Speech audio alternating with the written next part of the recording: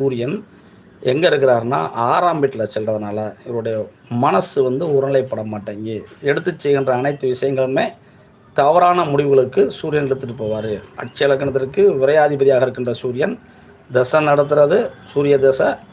அவர் 6ஆம் வீட்டில் இருக்கிறார். அப்போனா இது கடனை நோக்கி தேவையற்ற வீண் வம்பு வழக்குகள் பிரச்சனைகளை நோக்கி இழுத்து செல்கின்றது.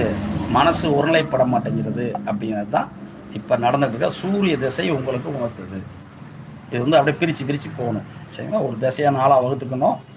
சரிங்களா? வகுத்து அதை 4 கட்டத்துக்கு அம்ச கட்டத்துக்கு பிரித்து போகிற மாதிரி போட்டுக்கணும். போட்டோம்னா இன்றைக்கி என்ன நடக்குது அப்படின்னு பார்க்கணும். அப்போனா இன்றைக்கி தேதிக்கு அட் ப்ரெசென்ட்டில் அட்சலக்கணத்துக்கு 4 இருக்குது, நல்லா தான் இருக்குது. இருந்தாலும் உங்களோட ஆள் மனம் அப்படிங்கிறது ஒருநிலைப்படலை.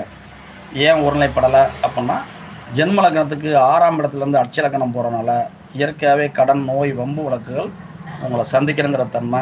எனக்கு கடன் இருக்குங்க, மாதம் பிறந்தால் லோன் கட்டணும், என் மனசு ஒழுங்காக இருக்குமா? இன்றைக்கி தேதி எத்தனை இருங்க, இன்றைக்கி தேதி 14, 15ஆந்தேதி நாளைக்கு ஒரு ஆளுக்கு நான் வட்டி கட்டணும் ஒரு 20,000 ரூபா. என் கையில் இன்றைக்கி வரைக்கும் 10 பைசா இல்லை.